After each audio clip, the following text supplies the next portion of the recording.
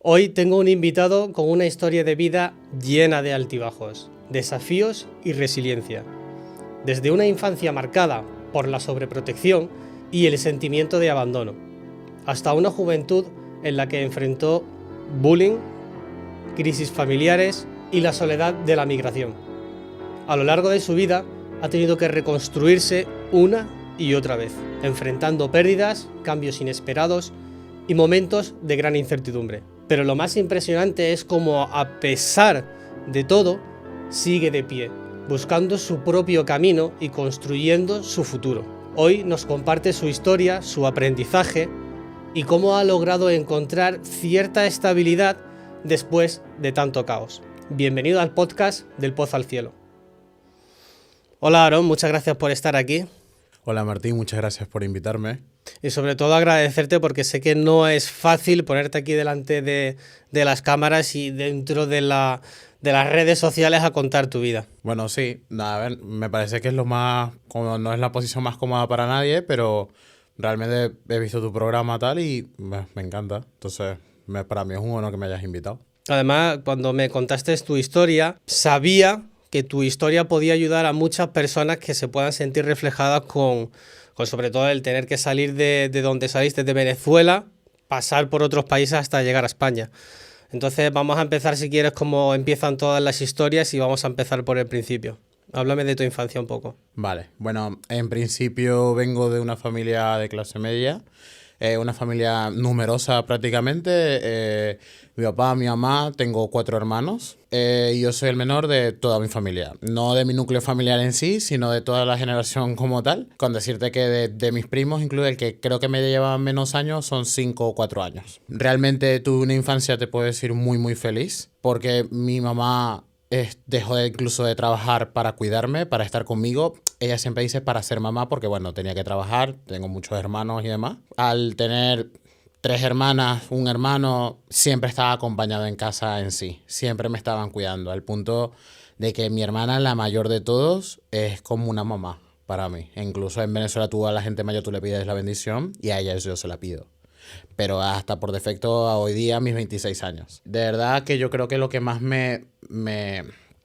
vamos a decirlo de cierta forma, me afecta o no, o mayor recuerdo que tengo de mi infancia es el amor desproporcional que me brindaban mis 2 papás, pero la sobreprotección que tenía ellos, por decirte que, o sea, hubo un punto que yo no sabía cruzar la calle para coger el bus e ir al colegio.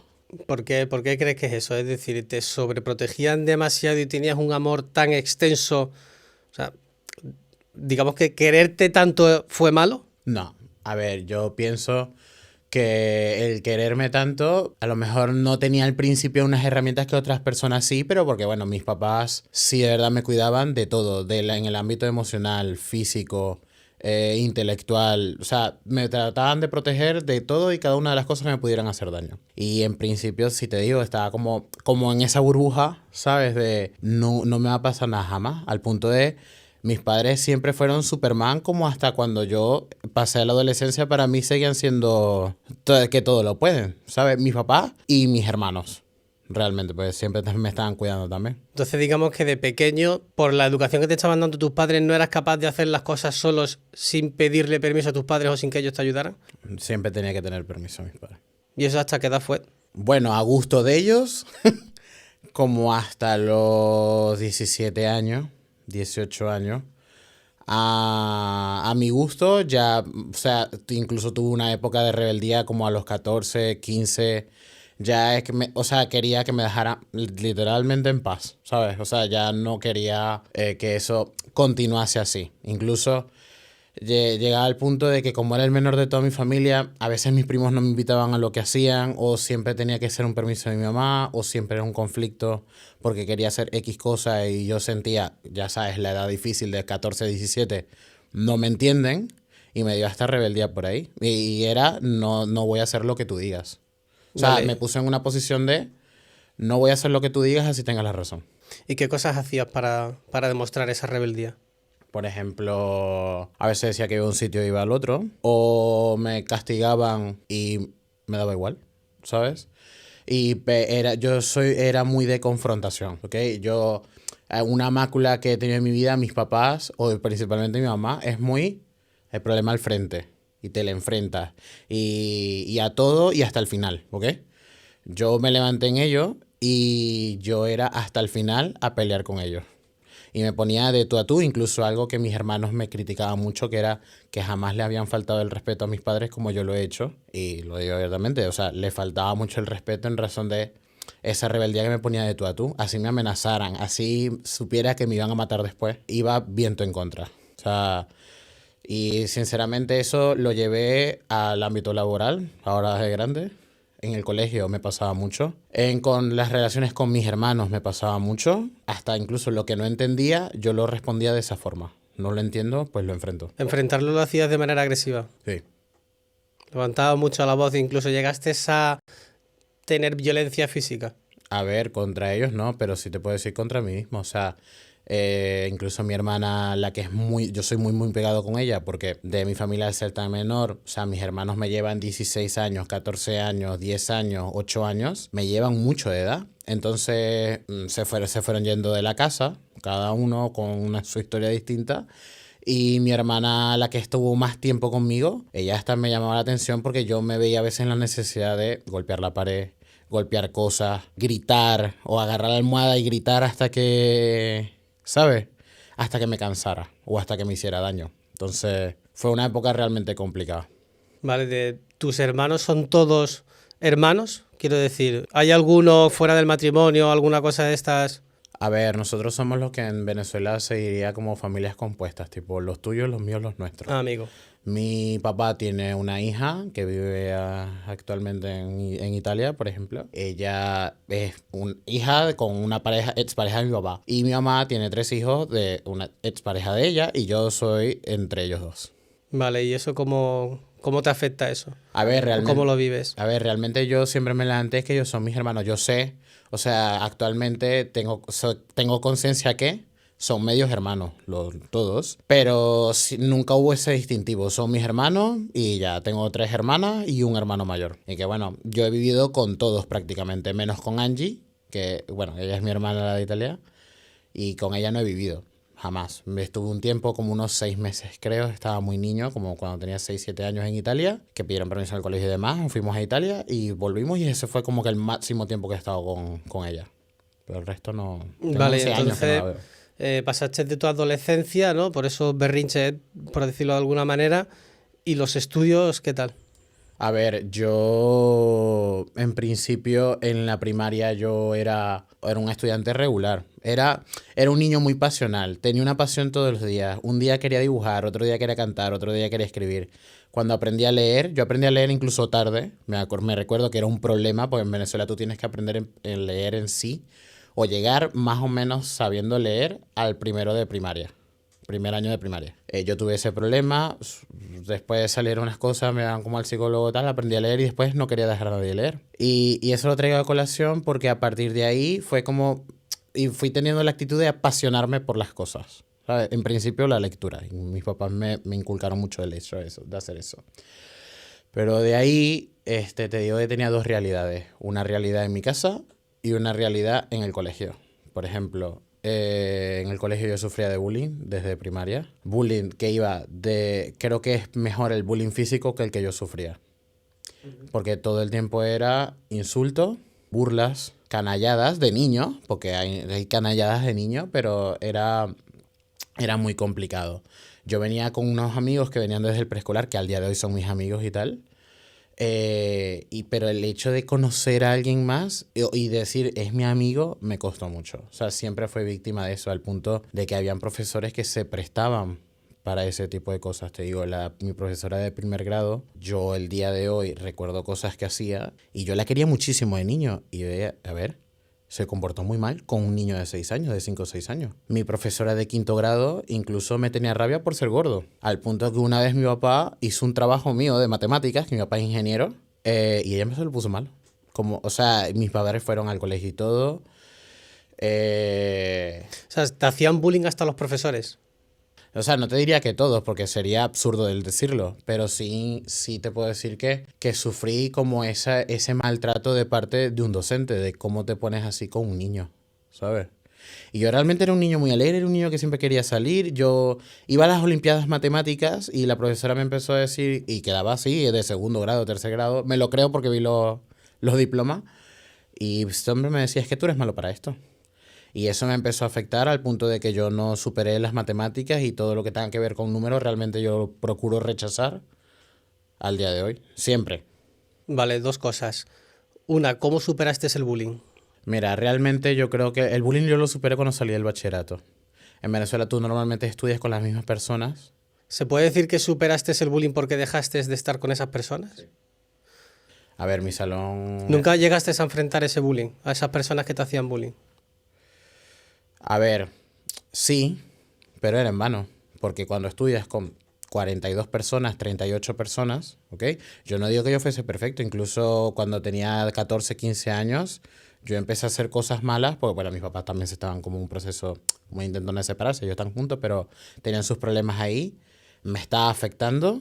No tenía amigos. Y yo dije, bueno, me voy a dedicar a joder a los demás, ¿sabes? O sea, me joden, pues jodo a los demás y ya está. Procuraba enfrentarlos lo más que pudiese, pero siempre todo terminaba igual. Yo llorando, encerrado y literalmente sintiéndome que no era merecedor de nada. Que no era merecedor de un amigo, que no era merecedor de un compañero de estudios de colegio como yo veía a los demás, sino que siempre era lo mismo. Las cosas cambiaron porque empecé a cambiar la perspectiva. O sea, tipo, tenía otros problemas.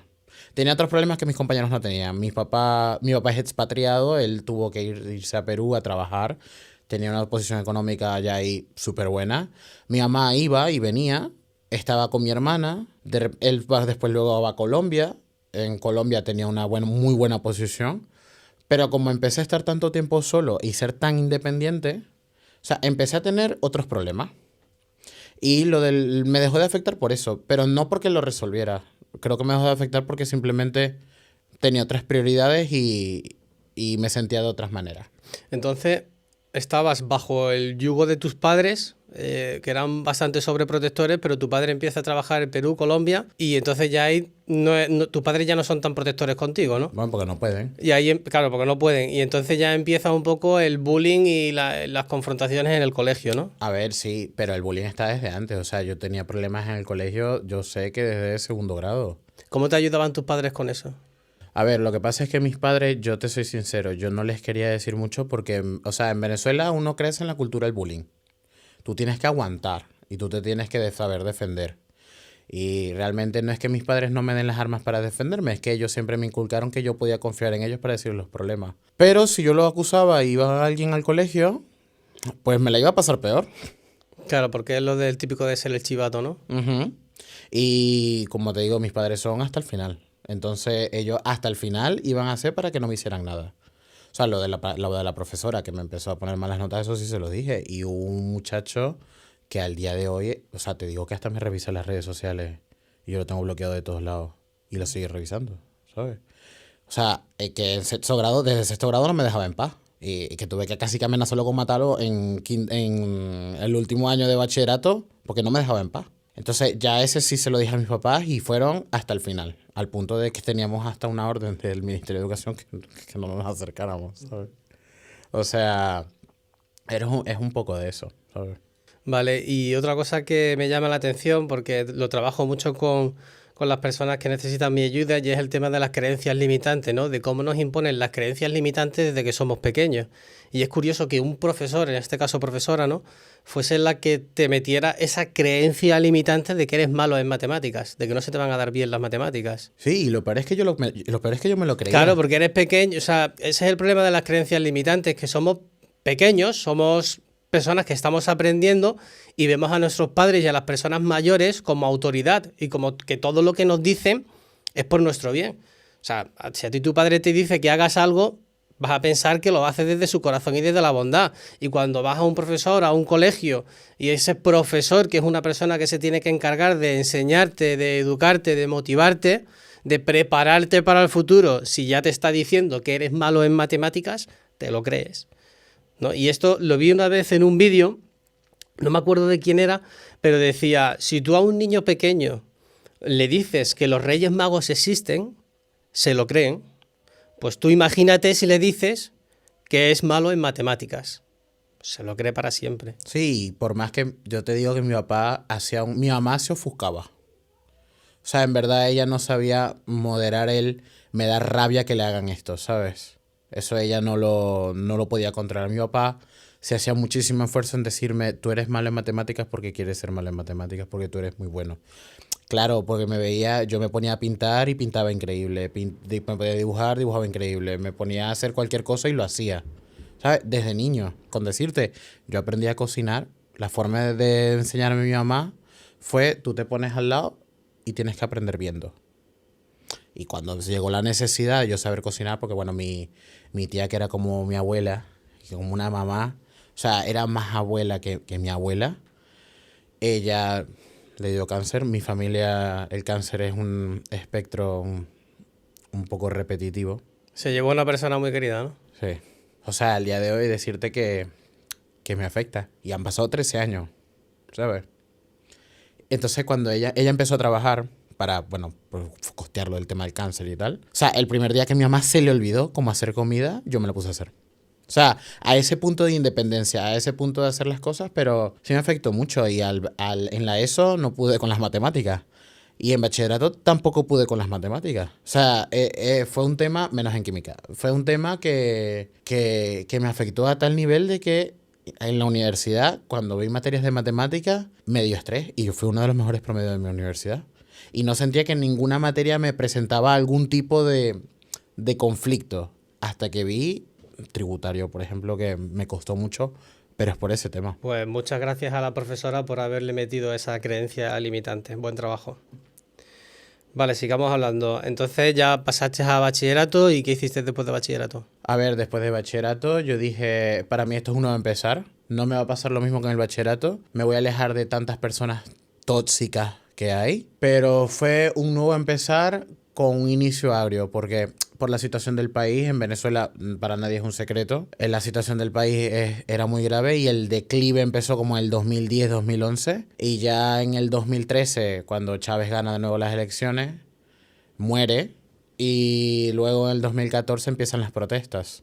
La gente empieza a irse del país de manera... empieza el éxodo como tal y yo empecé a perder a todos mis amigos. O sea, a las personas más cercanas se empezaron a ir. O sea, con decirte, mi mejor amiga, tipo que desde la sala de 3 años de jardín de infante al día de hoy, nosotros hablamos semanal casi, cuando pasa mucho tiempo al mes. La despedí y empecé a despedir a casi todas las personas que no me hacían sentir solo, ¿sabes? Entonces dije, bueno, es empezar dejando todo, pero literal. O sea, sin amigos y sin gente tóxica, pero sin amigos que me ayudasen. Y empecé la universidad y realmente me hice de mi grupo. ¿Qué estudiaste? Derecho y ciencias políticas. O sea, hice mi grupo, hice un grupo de amigos increíble. Al día de hoy hasta me han venido a visitar aquí a España. No porque tengan otro viaje, sino que literalmente me han venido a visitar. Pero fue, o sea, te digo que mi época universitaria fue la liberación de estar todo el tiempo bajo el control de mis padres. Porque mis padres, bueno, ya estaba grande, ¿sabes? Ya tenía 18 años, 19 años. De liberarme de esas personas que me hacían tanto daño en el colegio. O sea, y al punto de que en la universidad yo iba al psicólogo también y le dije, mira, yo les perdono por todo lo que... O sea, les perdono por todo lo que sentí que me hicieron y me perdono a mí mismo por haberme sentido así. Incluso porque había un grupo del salón y todo, yo estaba ahí. Y les pasé ese mensaje tal y cuando tal, te lo prometo, ahora me la soplo olímpicamente. Ni siquiera tengo contacto con ellos. Eso es importante, el rencor o el odio que hubieras podido crear en tu infancia y tu adolescencia con esas personas que te hacían bullying, lo acabaste gestionando yendo al psicólogo. Sí, pero no. O sea, fui al primero, como, ¿sabes? Como voy a hacer dieta y voy con un nutricionista, pues voy 3 días. Vale. A ver, yo estaba procurando 2 carreras, yo estaba pensando en lo mío, yo también tenía mucha vida social, entonces algo que me ayudó mucho fue que yo tengo que aceptar que a lo mejor yo tampoco fui fácil y que todos los conflictos siempre 2 tienen la razón, en este caso yo contra ellos. Entonces que yo también la debía haber cagado muchísimo. Entonces a lo mejor yo me tengo que perdonar a mí mismo por permitirme que me hayan hecho así, porque a lo mejor si yo hubiese, ese es mi pensar, si hubiese sido más fuerte, si hubiese sido más como ahora, ¿verdad? Me hubiese afectado menos.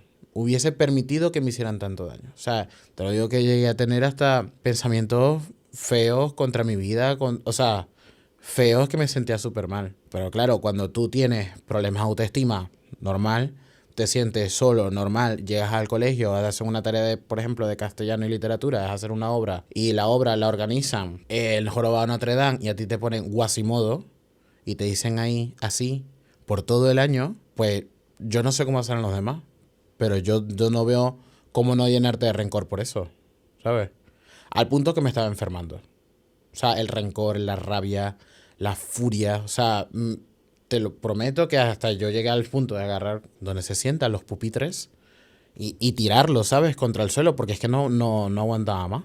¿Qué edad tenías la primera vez que pensaste en acabar con tu vida? Como 14 años, 15 años por ahí. Y todo esto por el bullying. Sí, por el bullying, porque El bullying, sentía la que no me soledad. entendían, o sea, porque mis hermanos eran muy mayores y por ser muy mayores ellos me daban el consejo que me tenían que dar. Tienes que pasar o sea, tienes que defenderte y pasar del tema. O sea, que no te afecte tanto, porque te afecta porque te permites en sí que te afecte. Mi hermana estaba estudiando psicología, Marian, o sea, la que soy muy pegado, y ella era un acompañamiento que te importa, que no te importe, ¿sabes? Pero creo que yo soy muy hipersensible en eso, o sea, no puedo evitar que me afecte. No, pero sí que es verdad que al final, como has dicho que estabas en una clase con 40 y tantos alumnos, ¿no? Más o menos. 42, 39. Y una cifra más o menos de cuántos te hacían bullying. O sea, con decirte que yo de 39, 38, yo tenía amigos 4.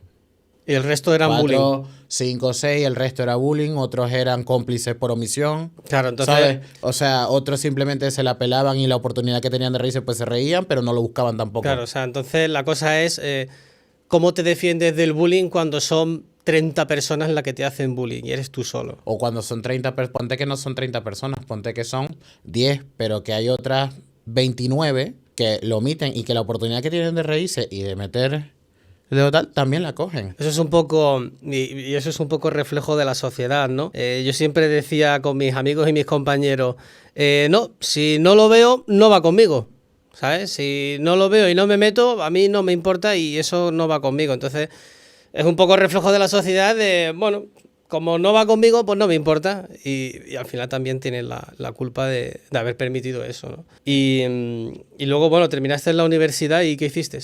A ver, terminé la universidad, ya yo trabajaba en un despacho de abogados, pero la situación en Venezuela cada vez era peor. El control cambiario, tal, la situación Maduro, etcétera, las protestas. Ya yo estaba terminando la carrera y hubo un momento que se tuvo que hacer un muro de pupitres en la universidad para poder salir por otro lado. Nos montamos un carro y escapamos porque habían entrado la Guardia Nacional, la policía en la universidad para llevarse presos estudiantes. No entiendo eso, me está pareciendo de película. Mad Max. O sea, sí, literal. O sea, sí estuvo esa situación. Yo sí participé en las protestas y todo. O sea, ya yo estaba muy metido ahí. Me gradué. Entonces, espérate, vamos a ese hecho. Estabas en la universidad y de repente pusisteis un montón de pupitres en la puerta principal. No, o sea, tipo en un lugar que había acceso y que podían entrar. Y porque empezaron, como habían protestas, buscaban a los estudiantes, porque los estudiantes eran los que protestaban. Claro. Entonces se empezaron a poner pupitres en entradas de la universidad porque la policía y la Guardia Nacional, análogo a la Guardia Civil aquí, pues estaban entrando al recinto universitario. Yo, como me sentía salvador de la Cruz Roja, ¿ok? Muchas veces incluso me puse en la puerta de la entrada que daba al parque con la que ingresabas a la universidad a llevarme a las personas que le habían pegado perdigones o bombas lacrimógenas, a llevarlos y los metía a la escuela de Derecho, que era la escuela que tenía confianza para entrar, y le decía, o sea, ¿qué más vas a hacer? ¿Sabes? Porque al principio no puedes salir de la universidad. Y la universidad queda entre 2 destacamentos militares. O sea, que no tienes otra forma de hacerlo. ¿Quién mandaba ahí en ese momento en Venezuela? Maduro. Maduro siempre mandó. Sí, O sea, es que yo no he conocido más allá de 2 presidentes. Claro, fue primero Chávez, ¿no? Y luego Maduro. Sí, sí. Y vamos, que Maduro en realidad parece hijo de Chávez, ¿no? No sé. La verdad que es complicado. Siempre se ponen como que a partir del año pasado es que él es un dictador según. Pero es que las acusaciones de que él se ha robado las elecciones o lo que sea, es que están desde el 2013.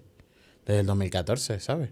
Incluso te digo que la cuestión es tan surrealista que cuando pusieron en la televisión Enrique Capriles Radonsky era el candidato de la oposición y las cifras con las que supuestamente Maduro había ganado se las pusieron a Capriles y Maduro salió en la televisión que había perdido, pero ya estaban diciendo que había ganado. Claro, después lo arreglaron, o sea, fue como un corto, la gente se dio cuenta y después lo cambiaron, pero yo no he conocido otro presidente y yo he estado aproximadamente en el 2014 también protesté, me fui del colegio y me puse en una bandera de Venezuela y todo a protestar. En el 2015 también. Me gradué de la universidad, me gradué del colegio y en el 2017 volví a protestar. Y en el 2019 también. O sea, a mí mis padres no me dejaban protestar. Me decían que yo no tenía necesidad de eso. Yo me escapaba de la casa, metía en el bolso vinagre para las bombas lacrimógenas y cambio de ropa. Incluso hay una anécdota de eso, de que un día que mi mamá me dijo, no te vas a ir a protestar ni nada. Peleamos, pero muy fuerte. Yo me fui a la universidad igual, di una entrevista y mi hermana desde Estados Unidos vio la entrevista y avisó a mi mamá. Y mi mamá se metió en medio de las protestas a irme a buscar. Es que era surrealista. Yo me acuerdo que se secuestraban buses. Incluso un amigo que tenía en ese momento secuestró un bus y lo pusieron entre las calles para que no llegara la policía. O una vez que yo tuve que caminar como 1 kilómetro caminando para poder llegar después de los tribunales, que era donde estaba el coche, porque era donde se podía estacionar, y vi corriendo a los militares acá y tuve que ponerme a correr para ir a otro lado de la ciudad para que me recogieran del otro lado porque si no me podían agarrar. ¿Has temido por tu vida en Venezuela? O sea, por mi vida, sí. Sí, o sea, sí he sentido de que ya sea por la delincuencia común o por mi participación en la protesta, sí era el riesgo de un perdigón, una bala, una bomba lacrimógena, una bala fría también. Podía acabar con todo, que era el miedo que tenían mis hermanos y mis padres, realmente. Hasta el punto que me quitaron la llave de la casa. ¿Para que no entraras o para que no salieras? Para que no saliera, claro. Vale, y ya después de todo esto de la universidad, que entraron allí los militares o la Guardia Real y pusisteis los pupitres y salisteis de allí, ¿cuál es el siguiente paso o evolución de tu vida? ¿Terminas la carrera? ¿Terminas Derecho? Me concentro en ejercer. Yo donde hice las prácticas era asistente, de asistente me gradué, era abogado y empecé a ejercer, pero la paga era, o sea, no, con eso no podía vivir, ni me podía independizar. Entonces hablé con mis padres y la decisión era, bueno, yo necesito salir de Venezuela. Venezuela no tiene nada que ofrecerme. Me quiero ir a España. Para hacernos un poco de contexto, el sueldo, por ejemplo, aquí el sueldo medio en España pues son 1.200 euros. Aunque digan en la televisión que son 1.500 euros, conozco a pocas personas que cobren ese dinero. Pero el alquiler en España, o sea, el sueldo son 1.500 euros y el alquiler son 1.000 euros. ¿Vale? Allí en Venezuela la proporción, ¿cómo es? Para que nos entendamos. En Venezuela sí te digo que hay muchas personas con casa propia, ¿ok? Con casa propia en el sentido que es la casa de sus padres y viven ahí, ¿vale? Pero la proporción, por ejemplo, cuando yo llegué a España yo tenía un sueldo de funcionario público y hice el cambio un día porque quise ver cuánto, pero recién llegado, y el cambio eran como $2 el mes. $2 el mes allí. Entonces allí es mucho más barato vivir, ¿no? No, o sea, que no te alcanza. Allá es más caro. O sea, con decirte que... ¿allí cuánto se cobra en base, o sea, allí cuál es el sueldo medio y cuál es el alquiler medio? A ver, el alquiler medio, ponte, yo tengo conocidos que pagan 250, 300, ¿ok? ¿Y cobran? Mis amigos es que son profesionales, pero sí conozco gente que lo que cobra son 200, 300. 200, 300 dólares, que es lo que cuesta el alquiler. Sí. Ponte que vivan en casa propia. Entonces, en proporción, España y Venezuela no son muy diferentes. Lo único que cambia es la cantidad de precio, pero realmente lo que pagas con lo que cobras es lo mismo. Lo que entra sale. Sí, o sea, sí tengo muchos amigos que les va súper bien, la verdad, como profesionales y demás, pero que te digo que son la excepción a la regla. O sea, que yo te diga eso, o que en Venezuela tú vayas a una ciudad, ponte de donde yo soy, de Maracaibo, que vayas a Caracas, veas todo full de restaurantes, el centro comercial y tal, no implica que eso no sea el 2% de la población. No. O sea, allá tú sales, te pasas por una parte, vamos a ver, de clase media y tú puedes ver en estos trasteros que hay de basura y puedes ver niños comiendo la basura. ¿Sabes? O sea, es una doble realidad. El que puede y el que no puede. Y hay personas que simplemente son víctimas de las circunstancias del país. Personas que no pueden, ¿sabes? Entonces, bueno, yo me fui principalmente por eso. O sea, no veía una posibilidad de... Yo hice, por ejemplo, estaba apoyando en revisión diaria de de unas causas que había en el despacho y tal. Y yo recuerdo que por eso yo cobré $30 me pagaron esa semana. Y yo tenía viendo el expediente como un mes. Y no es una cuestión de que no me quisieran pagar más. Es que no pagaba el cliente tampoco. Claro. ¿Sabes? O sea, todo era como una situación de jaque. Yo hablé con mis padres, mira, en España yo puedo revalidar. Aquí no me siento seguro. Aquí de verdad me siento afectado por la situación. Las protestas van a más. La dictadura va a estar peor. Porque Venezuela sí ha sido una dictadura desde hace mucho tiempo. ¿Se reconoce como dictadura? No. A ver, actualmente sí desde las elecciones del 2024. Pero el chavismo hizo la constituyente porque le salió. Y le hicieron mal. Y desde ahí se instalaron en el poder. Y Maduro hizo unas elecciones en el 2018 que nadie participó casi que él solo. Y también se declaró presidente. Y en el 2013 también hubo mención de fraude. Por lo tanto, esa es la definición de dictadura. Claro. Pero ellos no dicen que son dictadores. Ningún dictador he visto que diga que es dictador. Claro. O sea, vale. El final de ellos es perpetuarse en el poder. Entonces, nada, tenía mis planes, me fui a Estados Unidos. Porque, bueno, mis hermanos vivían allá. Ya todos mis hermanos habían ido del país. O sea, no tenían ni siquiera la ayuda de mi hermano en ese momento en mi casa. Me fui a Estados Unidos, en principio estaba en Miami. Y me mudé a Salt Lake con un amigo que me dijo, mira, aquí te puedo conseguir trabajo, tal. Y bueno, me fui a Salt Lake. La idea era venirme acá para España. ¿Cómo fueron tus sensaciones de irte, de tener que hacer tu maleta allí en tu casa en Venezuela, haciendo tu maleta para irte a Estados Unidos? A ver, tenía mucha ilusión porque yo, como por la migración, tenía muchos amigos en Estados Unidos, pero muchísimos. Me sentía realmente bien y complacido porque era como, coño, voy a vivir en un lugar normal, ¿sabes? Y en consecución de lo que yo quería, ser abogado en España, ¿sabes? O donde fuese al final, porque si me gustaba Estados Unidos a lo mejor me hubiese quedado. Lo que yo no sabía era que uno de los episodios de depresión más grandes que yo iba a tener era estar en Estados Unidos. O sea, yo estoy muy agradecido con quienes me dieron trabajo y con este amigo que lo quiero como un hermano porque me ayudó muchísimo y fue como mi soporte allá. Pero era muy jodido que una persona que venía de México escapando de ser casi que narcotraficante o que ayudó o era mula, escupía en el piso y yo tenía que lavar el piso. ¿Te obligaba a hacerlo? No, tenía que hacerlo. Porque yo trabajaba hasta un taller mecánico y lo tenía que hacer. Vale, no lo entiendo. Estabas trabajando en un taller de mecánicos y había un mexicano que trabajaba allí. Sí. Contigo. Sí. Era tu compañero. Y él escupía en el suelo y tú lo recogías. En el suelo y yo tenía que limpiarlo. Y yo tenía que agarrar a limpiar todo. Y personas con cero educación, pues cero. No todos, pero personas con cero educación, yo me veía menos que ellos, ¿sabes? Y no es por sentirme más, es porque yo quería ser más que eso. Ahí reviviste un poco la misma sensación que tenías en el colegio cuando te hacían bullying. Sí, o sea, pero el bullying casi que era la vida. O sea, yo decía, ¿por qué yo no soy merecedor?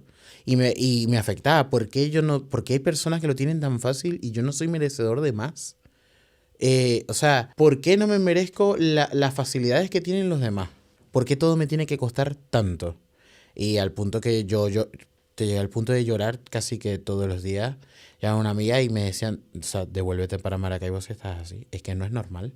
O sea, no es normal que yo era una persona que me río todo el tiempo, que hablo duro, que todo el tiempo me expreso tal, y que yo, para mí, el día era lo mismo que la noche, que yo quería era llegar a dormir. La persona con la que vivía, aparte de mi amigo, esa señora era horrible.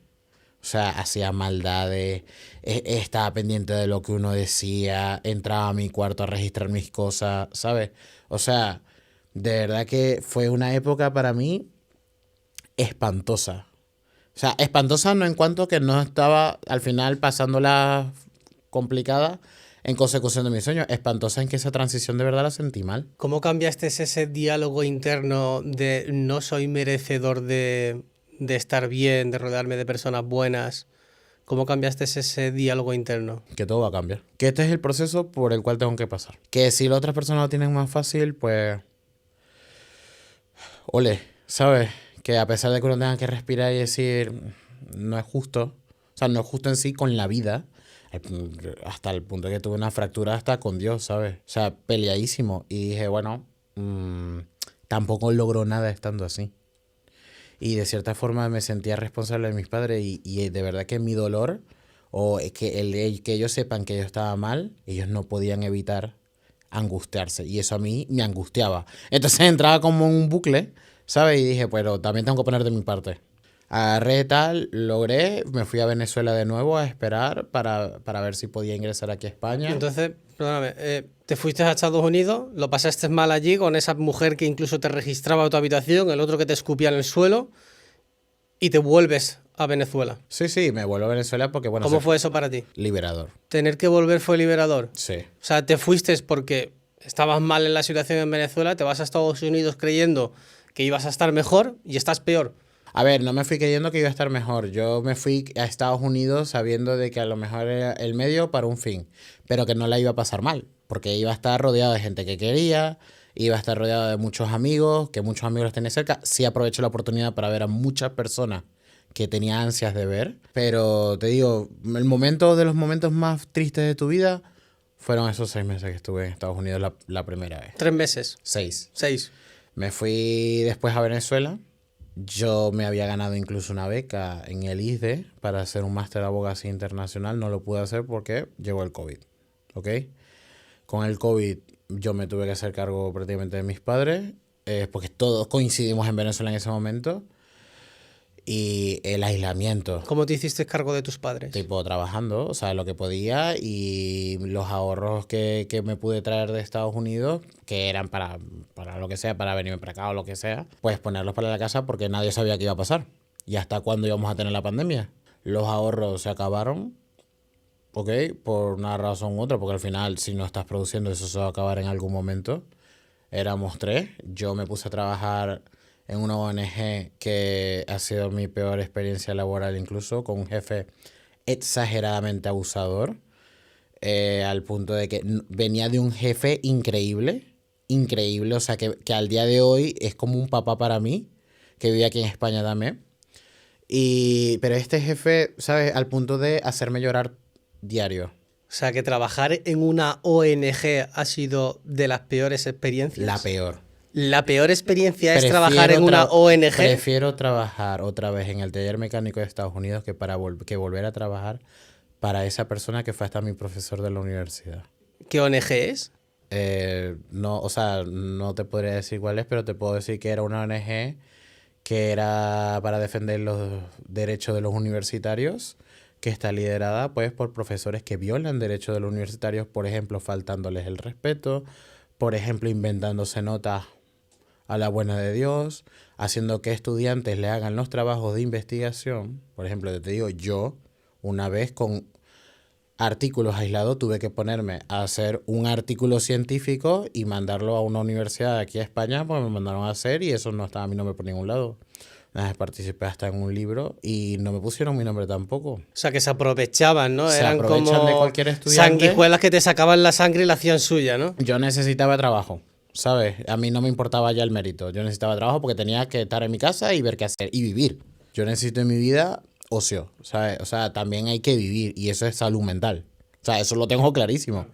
Pero este profesor, al punto de, como él estaba incluso aquí en Holanda, me mandaba notas de voz regañándome, esas parrafones en la madrugada, y yo tenía que estar presente. Hubo una vez, que esto no es normal, una vez que yo estuve trabajando más de 24 horas, me quedé dormido encima de la computadora, me dormí como 3 horas porque mi mamá me vio que estaba dormido y me dijo, epa, ¿estás bien, tal?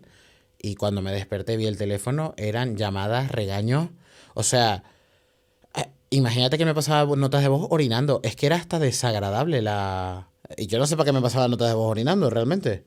Es que, te lo digo, era la peor experiencia, y lo peor era que necesitaba estar ahí por la necesidad. Hasta el punto que dije, pues, prefiero pasar hambre, ¿sabes? Prefiero pasar hambre, prefiero estar en cualquier lado, menos en esto. ¿Dónde me metí? Y literalmente al final hasta peleamos y le dije, usted puede hacer esto porque usted puede contratar a estudiantes muchachos que necesitan experiencia profesional y pues creen que el sacrificio de esta forma, que esto no es sacrificio, esto es abuso,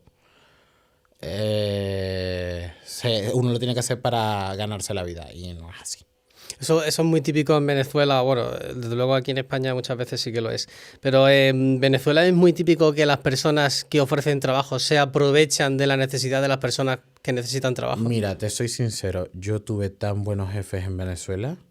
O sea, en el despacho de abogados que estuve, Luego un amigo me ayudó para entrar en una consultoría de inversiones en Panamá y luego estuve en una multinacional de alimentos como consultor jurídico tal y luego decía cosas de compliance officer y asesorada en el tema, que fueron tan buenos jefes o sea, no entendía la maldad, o sea, no entiendo la maldad de este hombre de la ONG, ¿sabes? O sea, es curioso porque has trabajado en otros sectores en Venezuela y te han tratado bien. Y ahora trabajas en una ONG que se supone que es para ayudar y es donde peor te tratan. Efectivamente, y donde peor personas son, hasta dije, más nunca.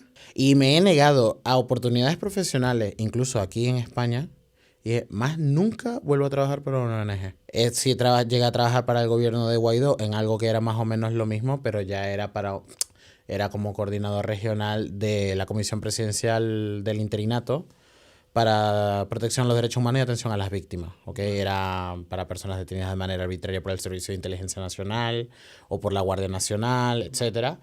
Pero no era como un ONG, o sea, era un trabajo real. Pero dije, más nunca lo vuelvo a hacer. Aparte que te traía problemas porque el gobierno te tenía, ¿sabes? Vale. Entonces, yo siempre me llevé muy bien con al día de hoy, a mi jefa de la multinacional de alimentos, mira, yo le sigo escribiendo. A mi jefe, yo voy con él a comer, ¿sabes? Vale, y bueno, entonces ya sales de la ONG, te quedas ahí en Venezuela y ¿qué haces? No, digo, todavía no me puedo ir. Perdí la beca. Estaba totalmente desmoralizado. Y empecé en esta multinacional de... Mentira, tuve un problema para poderme postular. Me gané una beca en la Universidad de Girona también por el mérito y la excelencia de Santander y me tuve que ir de mi casa porque los problemas con mi mamá, sobre todo, fueron aflorando otra vez. ¿Qué problemas? El control. O sea, al punto de que hubo una vez una riña que, bueno, que casi me dañó unos documentos de la universidad, se los reclamé como cualquier persona normal y terminó en yo yéndome de casa.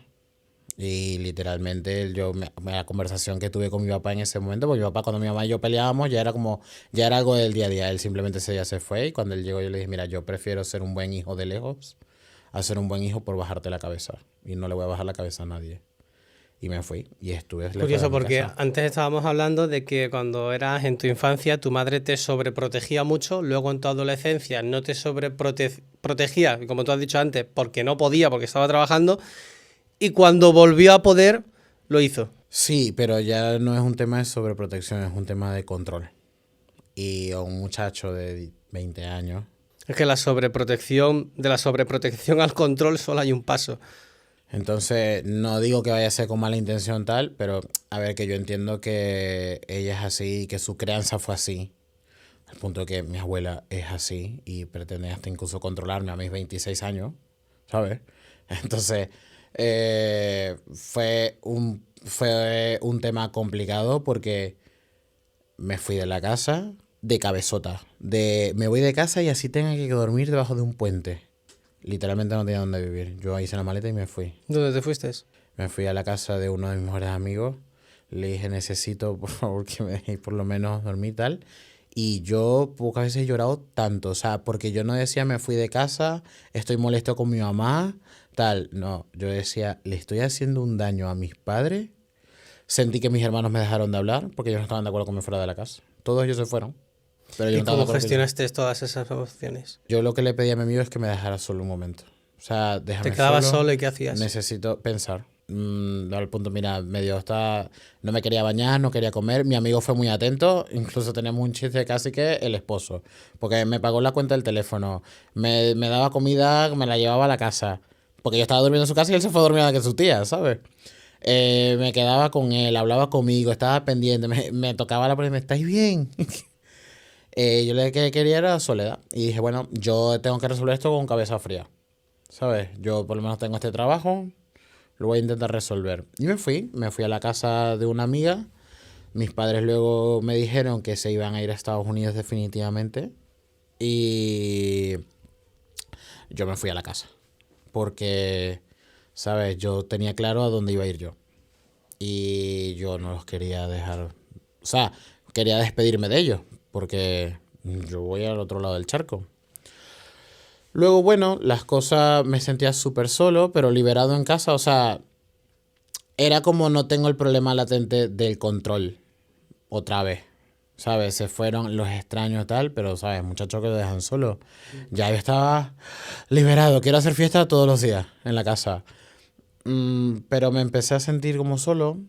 O sea, es que no tenía, mira, no tenía hermanos, no tenía primos ahí ya, prácticamente. El primo que estaba más pegado ya se había ido. Mis amigos, cada quien estaba en su vida. O sea, cuando tú te gradúas de la universidad, tú haces tu vida, ¿sabes? Y no podían quedar tanto. Entonces, bueno, tenía mi trabajo, me iba súper bien, pero no me iba lo suficientemente bien. Y necesitaba el dinero para empezar. Le pedí ayuda a mis padres, mira, necesito irme para Estados Unidos de nuevo. O sea, tal, 20. Me fui, esta vez Volviste a ir a Estados volví a Unidos. ir a Estados Unidos. Eh, es que he pasado muchas cosas en tan poca.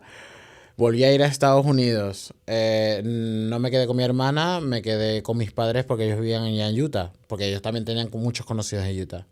Y volviste al control. Sí y no. ¿Cómo gestionaste eso? Yo creo que los padres se desacostumbran a estar con nosotros y nosotros nos desacostumbramos a estar con ellos. Entonces fue como un mes de adaptación. Fue un mes de los gritos en la misma proporción. Yo creo que en cualquier momento nos iban a llamar a la policía, a mi mamá y a mí, porque mi papá es muy tranquilo. O sea, mi papá es casi que lo puede ser vegetal. Tú lo dejas todo un día ahí en el sofá y lo vas a conseguir igual. Y no hace nada, tal, pero mi mamá es muy proactiva, se mueve, tiene que hacer algo. Y peleábamos, casi que 2 por 3 peleábamos, ¿sabes? Entonces llegó ese mes de adaptación, empecé un despacho de abogados allá. Y fue el abuso, porque tú dices, cuando yo voy a exterior, a lo mejor tú dirás, joder, yo voy a Estados Unidos y consigo un grupo de españoles, pues voy a procurar ese grupo. Pues en mi caso no es así. Te lo digo que más maltrato he recibido yo de venezolanos y que son de mi ciudad que de un extranjero. Entonces, que era mi jefe directo, el abogado como tal del despacho, me trataba súper bien. O sea, realmente le daba muy igual.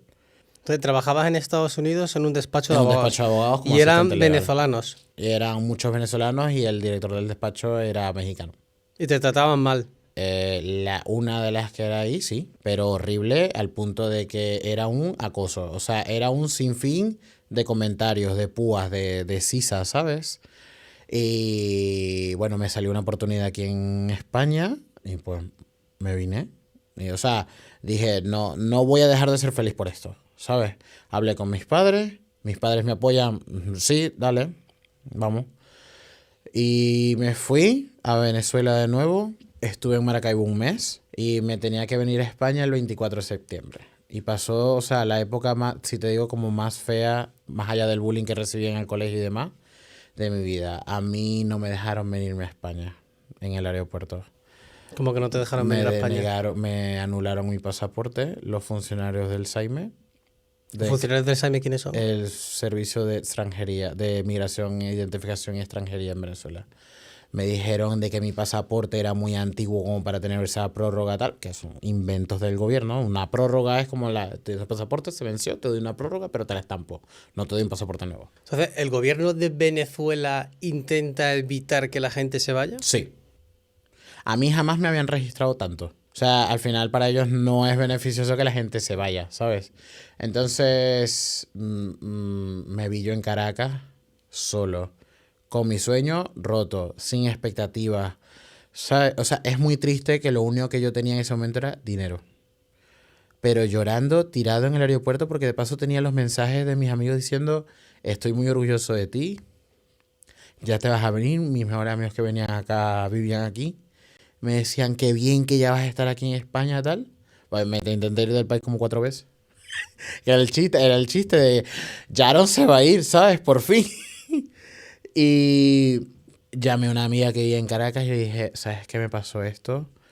Y yo creo que hoy me lanzó el puente. O sea, me vi tan sumido en la tristeza de que no me dejaran venir. O sea, al punto de que me afecta acordarme de eso, ¿sabes? Mi amiga me mandó un taxi a Maiquetía, que es la localidad donde está el aeropuerto internacional de allá de Caracas. Fui a su casa, o sea, somos amigos del colegio, y me atendieron como un hijo más, como siempre. Siempre su mamá me ama, su tía me ama, su hermano también, ¿sabes? Yo vivía en una casa muy grande, pero yo estaba sumido en una depresión, o sea, al punto, yo no me quería bañar, Me recibieron con hamburguesas, no me las quería, me las comí al final, pero no me las quería comer. Incluso no me dejaban, o sea, no era que no me dejaban, pero si tenía la puerta cerrada mucho tiempo, sí me decían, epa, tal, estás bien y tal. Temían porque te... Sí, del Estado, o sea, yo le decía a ella, a mi amiga Natalia, que la amo, es que no tengo un propósito ya. Es que ¿cómo ahora voy a sacar mi pasaporte? ¿Y volviste a tener pensamientos suicidas? Sí, pero menos, más leve, pues, como más maduro. Pero, o sea, era como que un sinsentido. ¿Cómo eran esos pensamientos suicidas? Que O sea, pensabas, ojalá me tire por la ventana, ojalá me ojalá, caiga ojalá un venga rayo. un rayo y me parta, ¿sabes? O sea, era así, tenía como frustración, busqué apoyarme en mi mamá y mi mamá no, o sea, mi mamá no sabe de alguna forma controlar el saber que nos está doliendo algo y ella no poder hacer nada. Entonces, literalmente mi mamá me decía como, mira, no es mi culpa que tú no te sepas las leyes de otro país, porque de paso, o sea, me decía, yo es culpa tuya. Y eso a mí, o sea, me tenía fatal, porque no era mi culpa, o sea, el Te generaba funcionario, muchísima impotencia, ¿no? sí, el funcionario me dejó pasar, de los de la aerolínea me dejaron tirado, o sea, no es mi culpa tener el pasaporte así, ¿sabes? Es culpa del puto Jaime. O sea, ¿sabes? Era como un sinfín de cosas y yo estaba día tras día así, mirando el techo. Mi amiga se venía, me puse a ver anime con ella, o sea, todo el tiempo salíamos, comí una barbaridad porque mi escape era comer, ¿sabes? Sí te digo, fueron 4 meses que pasé en Caracas, horribles en el sentido anímico, pero bonitos en el sentido de que llamé y a la primera ni me preguntaron qué me había pasado, me mandaron el taxi al aeropuerto. Pero claro, después me preguntó qué pasó en la casa. Y llorando y el abrazo al punto, mira, yo tenía tanto estrés que a mí se me reventó el tímpano del oído. O sea, yo en este oído no escuchaba. Y yo le dije, cuando compré, ya tenía el pasaje para acá. O sea, necesitaba irme de Venezuela. Ya era una cuestión de salud. Necesitaba irme de ahí, no podía con el estrés, no podía con la situación del país. Yo estaba siendo asesor del Consejo Municipal de la Cámara Municipal de Maracaibo y eran las presiones del gobierno. O sea, era todo, ¿sabes? Y yo necesito irme de aquí. Y la doctora me dijo, pero la presión del avión te puede hacer daño. Y dije, prefiero que se me reviente el O oído. sea, fueron 4 meses O sea, intentando huir o escapar de Venezuela, ¿no? sí, o sea, necesito por mi salud irme ya de aquí. O sea, no puede ser que sea tan difícil. Una prima para mí que me estafó. Me dijo, te voy a hacer una carta de invitación, cuesta 320 euros. Eso no cuesta 320 euros. Nos dimos cuenta después. Una carta de invitación. Uh-huh. Que es como para que una persona que sea española, pues no te invita aquí, al país, tal, para que ingreses sin problema. Se va a hacer cargo de ti, etcétera. Eso no cuesta 320 euros, ¿sabes? O sea, decimos prima, es una persona que creció muy cercana a la familia. Me estafó, no tenía dónde llegar. La persona que ya yo había alquilado una habitación para acá me dijo, mira, no te lo puedo seguir esperando, más bien me espero 2 meses. O sea, me esperó mucho. Y la familia que tenía aquí no podía contar con ellos en ese momento. Y yo llegué aquí a un hotel. O sea, a mí me fue a buscar Entonces, ya llegaste de Venezuela a España. Sí, o sea, sin tímpano. Sin tímpano. O sea, sin tímpano, con decirte que cuando yo vi al oficial de migración, simplemente me enseñaron el pasaporte, no me preguntaron nada y yo estaba como, no me vas a preguntar nada. Y cuando pasé la línea, me puse a llorar y de repente un hombre me puso la mano en el hombro y me dijo, te va a ir muy bien. Yo no vuelvo, o sea, y vi a ese hombre así. Un español. Le sentí la voz de español, pero lo vi así. Después me hizo así y tal, y después no lo volví a ver. Me llamaron mis padres, que estamos muy orgullosos de mí y tal. Y me fue a buscar la que era novia de un gran amigo que tuve que le he visto 2 veces en mi vida. Me fue a buscar al aeropuerto, me ayudó, me orientó. Me ayudó muchísimo. Y nada, empecé, ¿sabes? Llegué a un hotel a buscar piso. Lo conseguimos a los 4 días y empezó mi aventura aquí en España. ¿Qué momento ha sido el momento más difícil desde que llegaste aquí? 2. Uno que siento que sufrí de violencia doméstica. Bueno, 3 vamos a decirlo, pero 2 tienen que ver con lo mismo. 2 que sufrí creo que de violencia doméstica y abuso y manipulación y y uno que es el pasar hambre. O sea, yo nunca había experimentado el pasar hambre. Y incluso mi familia no lo sabe, mis amigos no lo saben. O sea, te lo estoy contando en esta oportunidad. O sea, hubo un momento que yo tenía agua y hielo para comer. Ya. Pero yo sí tengo muy inculcado que mis problemas los tengo que resolver yo. Que la última opción sean mis padres. O avisar. Incluso mis hermanos me pueden recriminar de que ¿por qué pasaste eso y no me dijiste? Pero quería hacerlo yo. Y te pregunto lo mismo, ¿por qué no avisaste a nadie? Porque lo quería hacer yo. O sea, quería resolver yo. No quería deberle nada a nadie. Por soberbia será. Pero no le quería deber nada a nadie. No quería que me sacaran, que me ayudaran. Porque siempre decían que como yo era el menor, todos mis padres me lo ponían fácil, que yo no me tenía que esforzar. Entonces quería mostrarle a todo el mundo que mira, o sea, sí me he esforzado. Y en cuanto a la violencia doméstica, Mira, yo viví con una persona que prácticamente un día me amenazó con darme golpes y todo porque él quería vivir como le daba la gana en su habitación. Pero, o sea, era un acoso constante y hacía cosas como para que molestarme y cisarme y yo lo que hacía era ignorarlo, ¿sabes? Pero vivir en una situación que hay un conflicto todo el tiempo o que una persona está pendiente de lo que uno hace o deja de hacer al punto de que se inventa películas y con la casera tiene problemas con todo, ¿ok? Pero tuvo problemas con la casera y pensaba que los problemas con la casera eran por mí, que me ofreció de golpes y todo. Y dije, ¿sabes qué? Yo me voy. Estaba trabajando con otra persona luego, yo le cuidaba a los niños. Mira, yo trabajo aquí en España de todo. Yo era tutor de niños, yo vendía gafas, hacía cosas como trabajos por Upwork, era asistente virtual, yo trabajaba madrugada, mañana, tarde, noche, porque no podía trabajar, ¿sabes? Formalmente, tenía que buscarme la vida. Y esta persona al final, con la que me mudé luego, pues fue una manipulación y control constante. O sea, volvía a una escena de control. Era una persona extranjera, ¿ok? De aquí de Europa. Yo cuidaba a sus niños, unos niños increíbles. Pero esa persona era, si yo te muestro las llamadas que yo tenía diarias de esa persona, ¿cómo estás? ¿Qué haces? Tal, ¿vas a venir? ¿No vas a venir? O sea, yo me sentía de nuevo en ese bucle de me están controlando. entonces esa persona con la que vivías era manipuladora emocional. Sí. O sea, al punto de que yo una vez iba a ver a mi familia por primera vez en Galicia y yo me sentí súper mal porque Ella te hizo sentir mal. porque me estaba yendo y no estaba con ella y sus hijos. Bueno, ¿y quién era esa mujer? Era una persona que yo conocí por, ¿cómo se llama esto? Por Mil Anuncios, que necesitaba un tutor para sus hijos, como yo era buen estudiante y tal. Yo le podía dar clases y esta persona, ¿sabes? O sea, fue horrible. Yo súper pana, me daba de todo, o sea, era como te doy y al final me di cuenta que me dio mucho para tenerme así. Es que eso es lo que hacen las personas narcisistas y manipuladoras.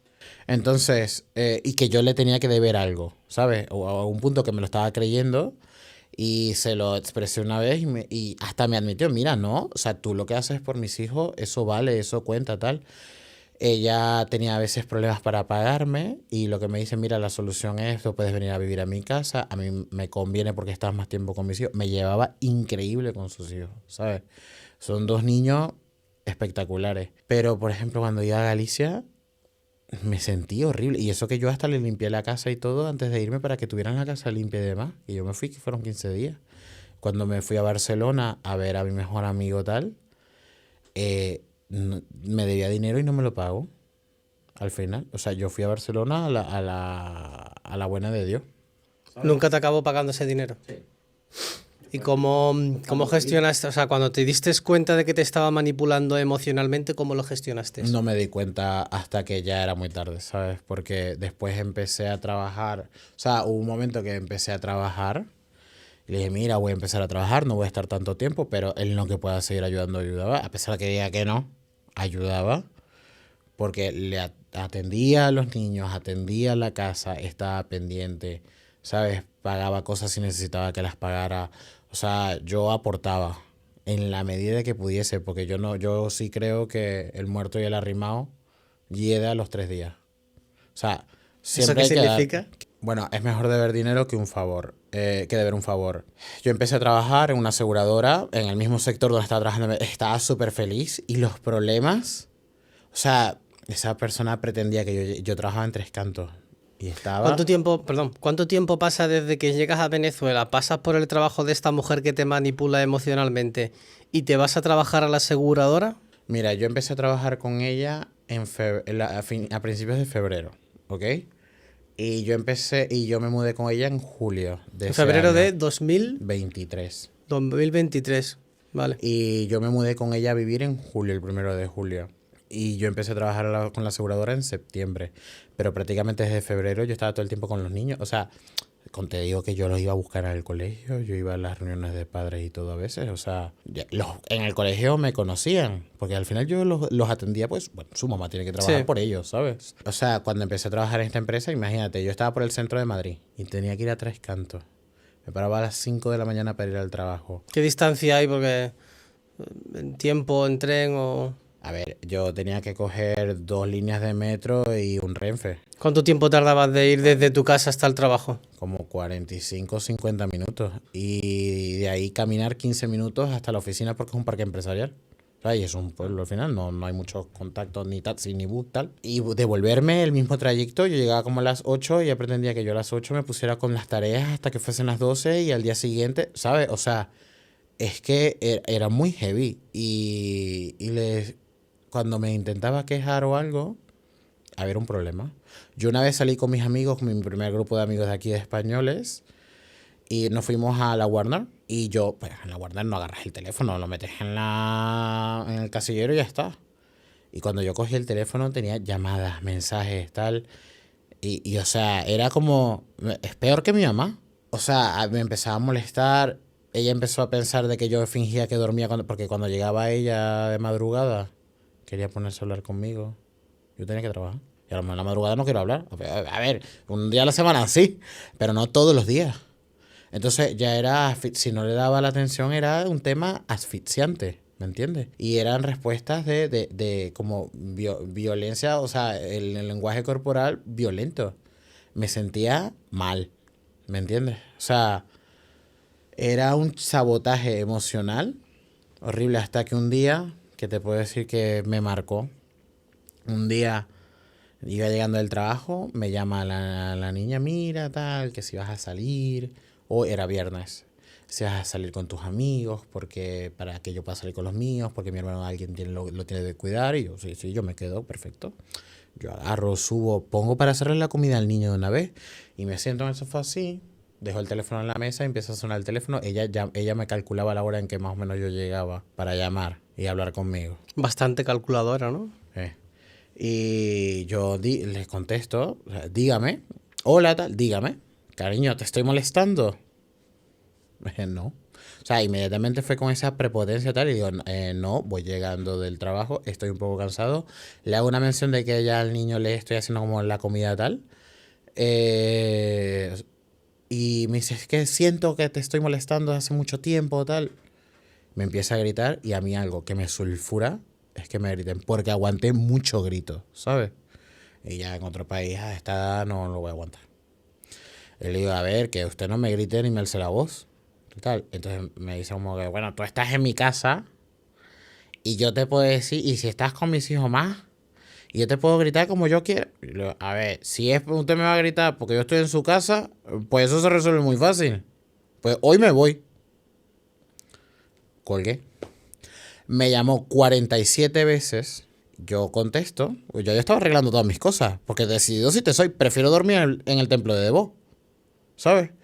A la vez 48 contesto y le digo, usted no sabe que cuando a uno le cuelgan es que uno no quiere hablar con usted. Me empezó a gritar como un bólido, ¿verdad? Y yo, pues cuelgo. Se vino del trabajo a la casa. O sea, te lo cuento normal, pero yo a esa persona yo le tengo miedo, ¿sabes? Y me siento como medio presión de eso. Se vino a la casa me empezó a gritar, ¿verdad?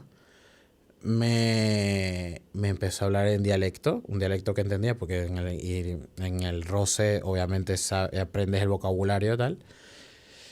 Y, o sea, se empezó a dar de golpes contra la pared ella misma, ¿sabes?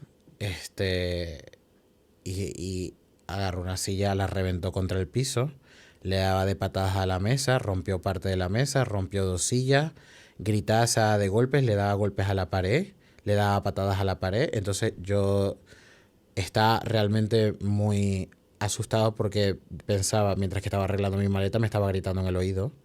Y tiró es que no sé cómo le dicen acá, la fregona, lanzó una fregona, lanzó el palo de la escoba, o sea, Pero te lo lanzó a ti.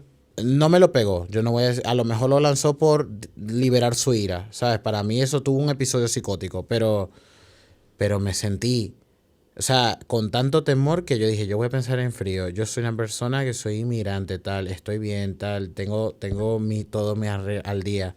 Pero en este país, estos gritos, yo solo, en un departamento, solo con esta mujer, van a decir cualquier cosa. Es que puede decir cualquier cosa. O sea, tú llegaste a temer porque esa mujer que se estaba autolesionando llegara a denunciarte de que Claro. hubiera sido tú el que... Y, o sea, un momento que digo, nada, voy a decirle lo que ella quiere escuchar. Que yo soy una mierda. Que yo soy una mierda, que no tengo razones para vivir, o sea, que yo no puedo ser feliz. Y se lo dije genuinamente, o sea, lo peor de todo es que creo que se lo dije genuinamente. Pero me salió tan natural decírselo, se calmó tal, ¿Qué le dijiste?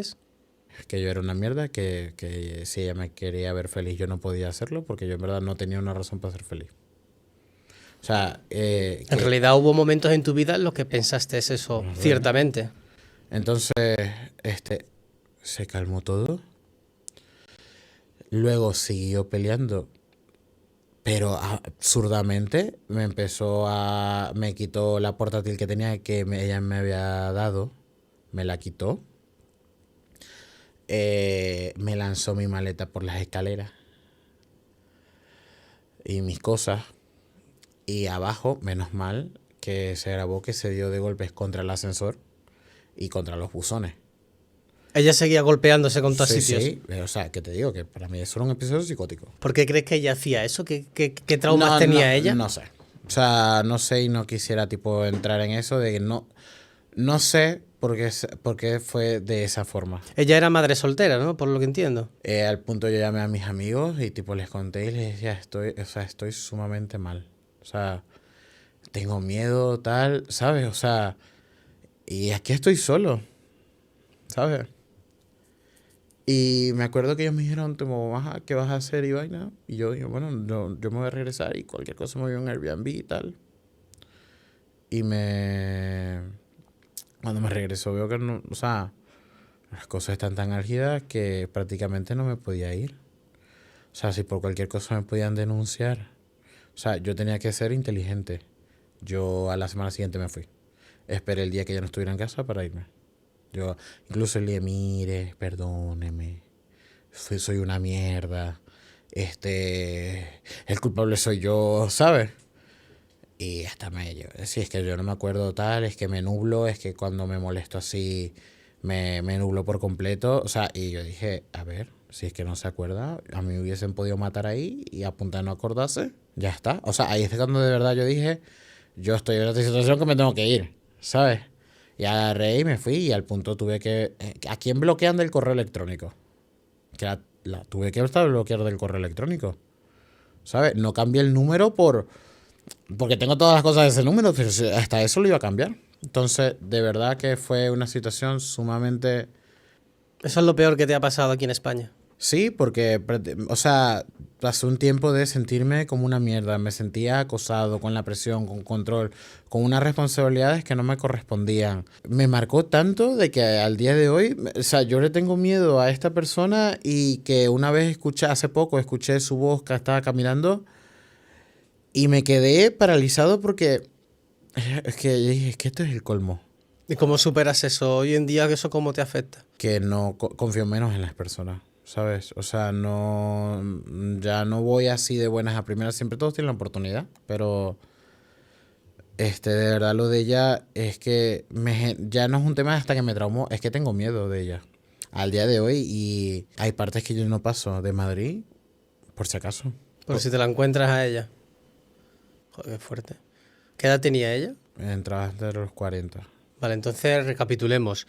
Te vienes de Venezuela, conoces a una persona a través de 1000 anuncios para trabajar cuidando a sus niños, te vas a vivir con ella, empiezas a ayudar más en su casa y con sus hijos y ahí empieza el control absoluto. El control, el abuso y sé que era como de darte para que me debas porque al final me envió un correo electrónico donde se me sacaba todas y cada una de las cosas que había hecho por mí y que yo le daba asco y tal, ¿sabes? Entonces, fue una situación que dije, voy a borrón cuenta nueva, vivo en un lugar, no vas a saber dónde vivo y cualquier cosa me apoyo en mis amigos que conocen de la situación y me ayudaron en ese momento por lo menos dándome un consejo, ¿sabes? Pero es que fue súper feo y fue súper abrupto.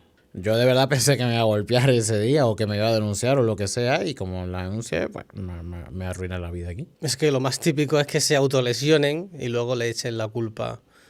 Suele pasar. Entonces ya cerraste ese capítulo y todo empezó bien. Y eso es lo peor de todo, que todo el tiempo que estuve ahí era como yo encerrado, ensimismado en este tema, pero yo incluso perdí el trabajo en ese interín. Pero cuando me mudé conseguí un trabajo nuevo. Tuve antigüedad en ese trabajo nuevo, me logré mudar un piso solo. O sea, todo fue a bien. Vale, entonces ya después de ese episodio tan negro, además que lo siento mucho, como español y como autóctono de aquí, siento mucho que vengas a España con toda la ilusión del mundo y que te encuentres como una persona como esa.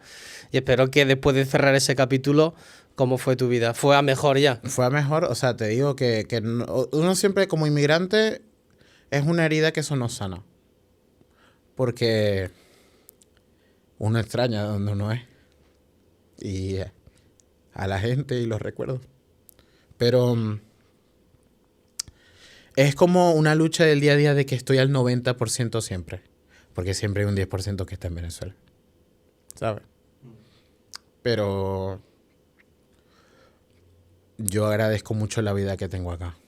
Y las oportunidades que me ofrece este país, que lo amo. Yo siempre digo, le digo a mi amigo que yo soy español del siglo XVI. Que por lo menos yo soy canario. ¿Sabes? Un canario que dice mi alma. Sí. De hecho, yo tengo un amigo canario que siempre le llamamos el venezolano. Pero tal, uno tiene los conflictos como existenciales como... Uno nunca o por lo menos no se siente siempre al 100% del lugar. Yo estoy súper adaptado, súper acoplado a la sociedad. Ya. Pero no siempre está al 100. ¿Sabes? Entonces, tú tienes uno de los problemas, el desamor, o sea, ¿sabes? Los de la vida normal. Y el miedo constante de, ¿me tendré que ir en algún momento? ¿Otra vez? ¿Por qué te tendrías que ir en un momento No sé, de aquí? porque al final uno busca estar mejor que en su país, ¿sabes? Y las condiciones también se tienen que dar para eso. Y muchas veces sí me he sentido asustado por el rumbo que puede llevar a nivel económico, macroeconómico, político de España, ¿sabes? Al final uno siempre está pendiente. ¿Qué quieres decir con ese nivel macroeconómico o cultura que lleva España? Que no se acerque a Venezuela a ser, o sea, que la situación no se acerque a estar como en Venezuela. ¿Y crees que se está acercando? Sí. O sea, lo que está pasando aquí en España, ¿ya lo has vivido en Venezuela? Lo he visto. He visto cómo el chavismo llegó al poder. He visto cómo el chavismo acopló el poder a su conveniencia. Y he visto cómo el chavismo se perpetúa en el poder. Y estoy viendo cómo las instituciones giran en torno a una ideología. He visto cómo las instituciones perpetúan una ideología en el mandato del gobierno. Y veo hasta incluso normativas y uso del poder para perpetuarse ahí. Entonces, no creo que me vaya a España, porque en verdad que es un país que me parece hermoso. Los españoles me parecen o sea, después de la gente de mi ciudad está España, ¿sabes? Los españoles en sí, pero siempre es como ese planteamiento, ese miedo. Tal. O sea, yo no me regresaría a Venezuela. O sea, yo de verdad tengo miedo de estar allá. Tiene pinta que nos vamos a ir tú y yo de España, ¿no? Tarde o temprano vamos a tener que ir a España. A ver, que yo espero al final vamos a volver a El Salvador. A ver, no. El Salvador tampoco. No, o Pues sea, mira, hablando ya que he sacado el tema de El Salvador, una vez haciendo el Camino de Santiago me encontré a un grupo de salvadoreños y les pregunté, les digo, oye, ¿qué tal la situación en El Salvador ya? Porque como sois del El Salvador, sois el tema de trending topics ahora mismo mundial. Te quiero preguntar, ¿qué tal la situación en El Salvador? Y me dice, pues mira, yo hacía 20 años que no pisaba mi tierra. Dice, yo me fui a Estados Unidos y desde que ha llegado Bukele yo he podido volver a mi tierra, he visto el colegio donde me crié, los campos de fútbol donde jugué. Dice, y en ese sentido estoy muy contento porque por fin puedo volver a lo que fue mi casa. Y es un país que ha cambiado completamente de cómo estaba antes con las bandas, ¿no? Y le dije, ¿y cómo ves España? Y dice, veo a España igual que a El Salvador cuando me tuve que ir. sí, yo veo más España más parecidos con Venezuela porque El Salvador era un tema de crimen organizado, de mafias, de bandas. Venezuela es un tema de gente en el poder gobernando con el estómago.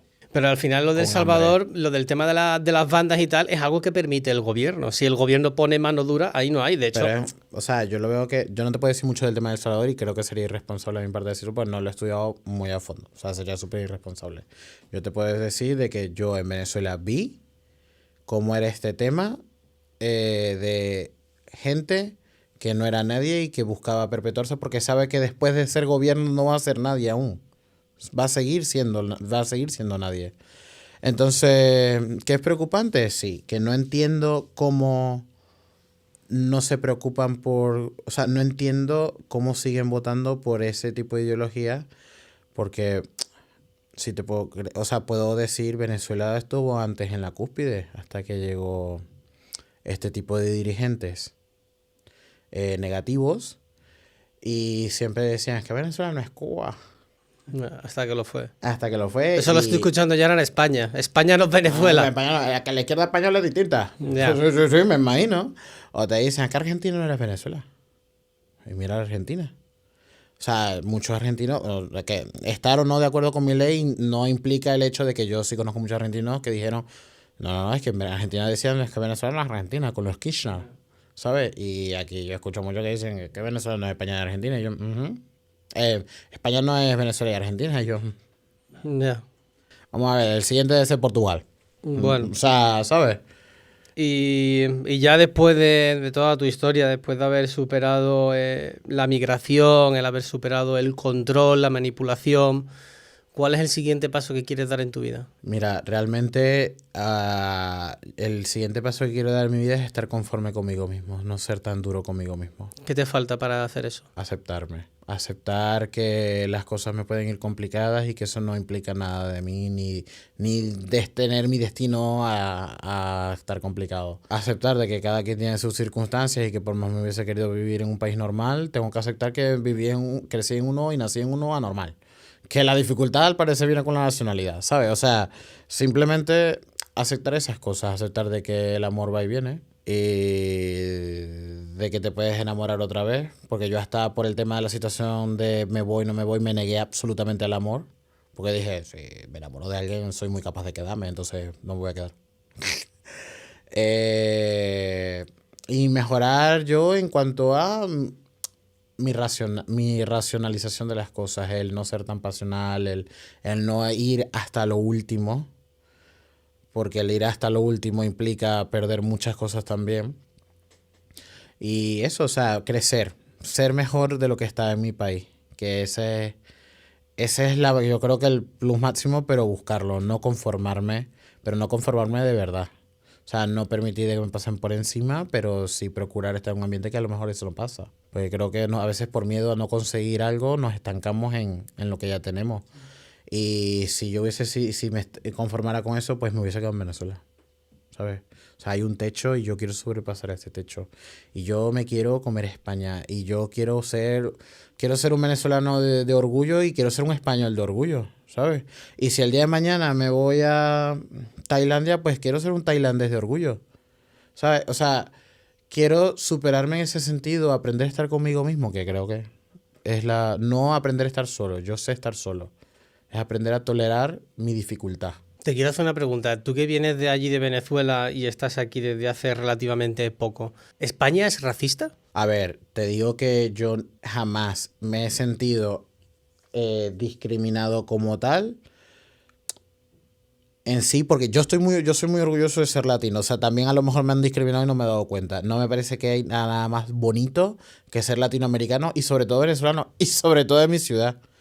¿Sabes? O sea, para mí, primero pienso en ser de Maracaibo y después de Venezuela. A lo mejor es que no me he dado cuenta. Yo nunca he sentido que me han discriminado como tal. Sí tengo amigos que una vez en el Mercadona me obligaron a abrir el bolso. Pero como estaba como medio en automático, yo agarré, lo abrí y ya tal. Y fue mi amigo el que me dijo, epa, eso no es normal en Mercadona. ¿Por qué te tienen que mandar...? Se molestó por mí. Hubo una señora que una vez me dijo Panchito, pero agarré, le dije 4 vainas y ya está. O sea, no me lo tomé a mal. Pero no te dijo lo de Panchito como un insulto, sino como... O sea, fue lo primero que le salió, era una persona mayor, ¿sabes? O sea... Y otro evento súper aislado que un compañero de trabajo me dijo inmigrante ilegal porque no tenía DNI. Según él lo dijo de coña. Me sulfuré.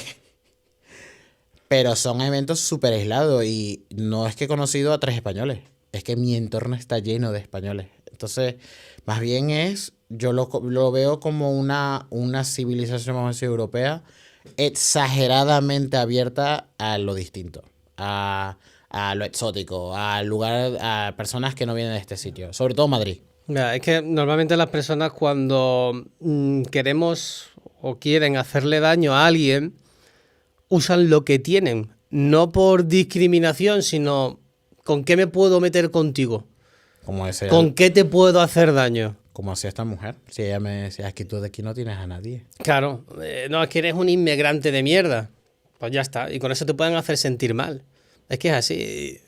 Te vayas donde te vayas y vivas donde vivas, siempre te encontrarás a personas con las que son malas personas. O sea, tendrán sus historias, tendrán sus experiencias, tendrán sus traumas no gestionados y viven por y para hacer daño a los demás. Mira, hay algo que me decía mi papá, que se lo dijo un muy buen amigo de él, que es que si uno va por la vida atendiendo a cada perro con uno le ladra por la calle, uno no tal.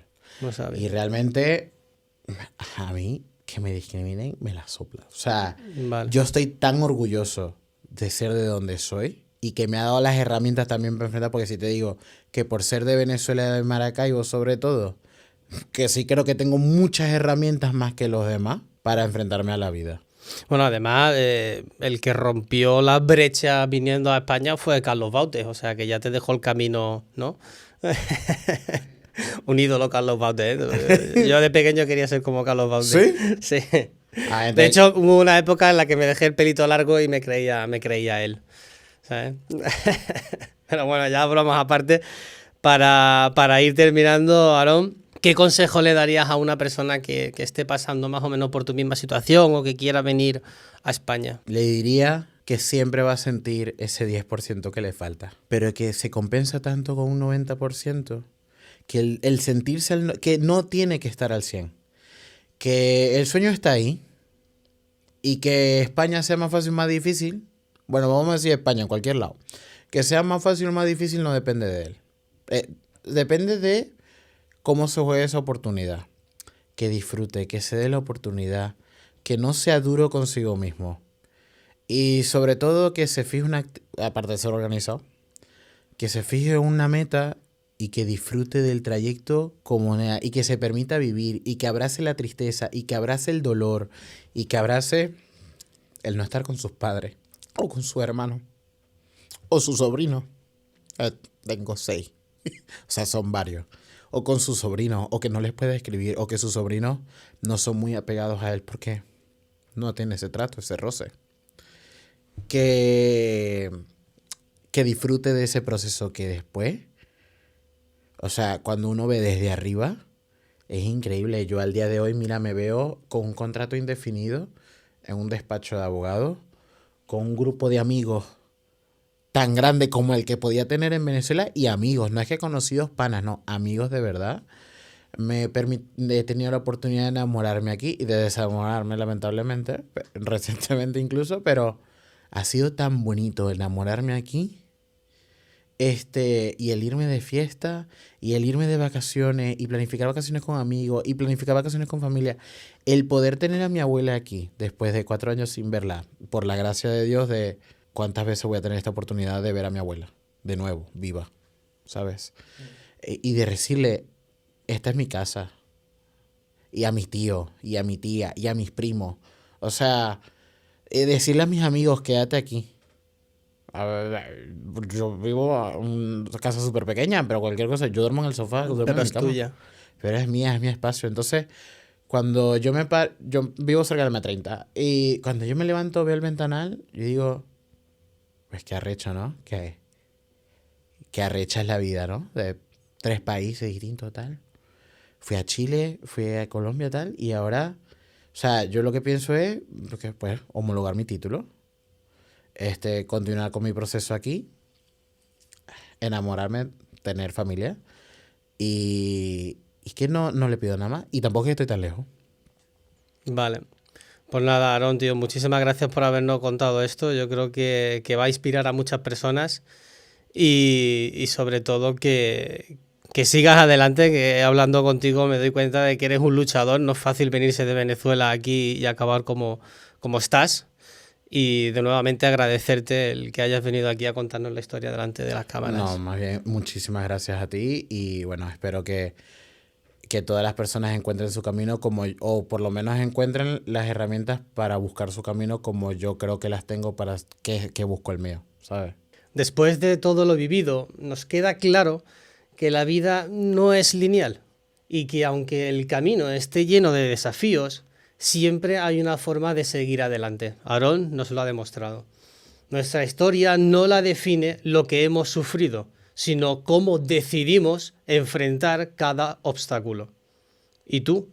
¿Qué historia quieres escribir a partir de hoy? Gracias por escuchar este podcast, o incluso verlo, y nos vemos en el siguiente capítulo.